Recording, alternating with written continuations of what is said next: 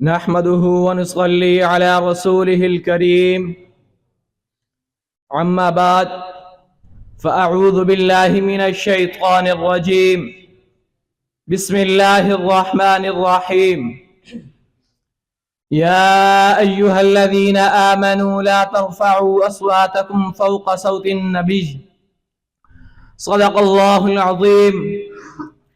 وقال النبي صلى الله عليه وسلم أدبني ربي فأحسن تأديبي او كما قال علیہ الصلاۃ والسلام. ادب کی زو سے روشن زندگی ہے، ادب گل ہے تو گلشن زندگی ہے. ادب سے زندگی جدا کیوں کر ہو، ادب چولی ہے تو دامن زندگی ہے. ہے ایسا ساتھ ان دونوں کا، ہے ایسا ساتھ ان دونوں کا، گویا اگر دل ہے تو دھڑکن زندگی ہے. قابل سازی وقار معزز استاد کرام اور گلشن زکریا کے مہکتے پھولوں، السلام علیکم ورحمۃ اللہ وبرکاتہ. میں آج جس موضوع کو آپ کی نظر کرنے کے لیے حاضر ہوا ہوں وہ با ادب با نصیب کے عنوان سے ہے.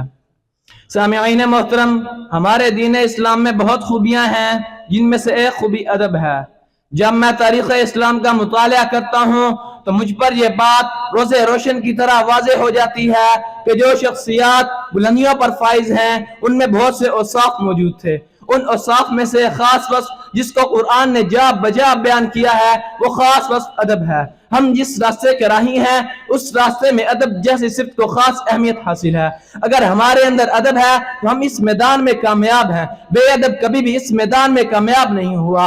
نبوت کے تعلیمات میں ہمیں ہر مقدس چیز کا ادب ملتا ہے. چنانچہ رب کائنات اپنی کتاب قرآن پاک کے اندر بیان کرتے ہوئے فرماتے ہیں لا یمسہ الا المطہرون، نہ چھو قرآن کو فقط پاک ہو کر. یہ تو قرآن کا ادب ہے. یہ دو جہانوں کے سردار امام الانبیاء حضرت محمد صلی اللہ علیہ وسلم کی زندگی میں اس قدر ادب تھا کہ حضرت مہاجر تاجدار مدینہ کے سامنے سے گزرتے ہوئے سلام کیا تو آپ نے فوراً سلام کا جواب نہ دیا بلکہ آپ نے پہلے وضو کیا پھر سلام کا جواب دیا. صحابی حیران ہو کر عرض کرتے ہیں یا رسول اللہ، آپ پہلے بھی تو سلام کا جواب دے سکتے تھے، وضو کی کیا ضرورت تھی؟ میرے نبی نے امت کو یہ سبق سمجھاتے ہوئے فرمایا، میرے نبی نے فرمایا انی کریتم ان اذکر اللہ، کہ جب آپ نے مجھے سلام کیا اس وقت میں وضو میں نہ تھا، بغیر وضو اپنے رب کا نام لوں یہ مجھے محمد کو پسند نہیں ہے. پھر تو رسول اللہ نے اللہ تعالیٰ کا ادب بتایا ہے. اب اللہ تعالیٰ اپنے رسول کے شاگردوں یعنی صحابہ کرام کو اپنے رسول کا ادب سکھاتے ہوئے فرماتے ہیں یا ایھا الذین آمنوا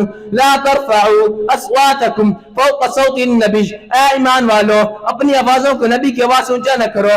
اسلام میں ادب کی اس قدر اہمیت ہے کہ اس شخص میں نبوت کا ادب نہیں. رب کا قرآن کہتا ہے حبطت اعمالہم، اس کے اعمال ضبط کر لیے جائیں گے. میں نے کہا پھر مجھے کہنے دیجئے جس شخص میں نبوت کا ادب نہیں اس کی نماز نہیں، جس شخص میں نبوت کا ادب نہیں اس کا روزہ نہیں، جس شخص میں نبوت کا ادب نہیں اس کا حج نہیں، جس شخص میں نبوت کا ادب نہیں اس کی زکوٰۃ نہیں، جس شخص میں نبوت کا ادب نہیں اس کا صدقہ خیرات نہیں، جس شخص میں نبوت کا ادب نہیں اس کا ایمان ہی نہیں ہے. اس لیے تو فرمایا الدین کلہ ادب، دین سارے کا سارا ادب ہے.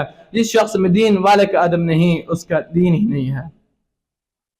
خاموش اے دل بری محفل میں چلانا نہیں اچھا، ادب پہلا کرینہ ہے محبت کے کرینوں میں. آخر دعوانا الحمدللہ.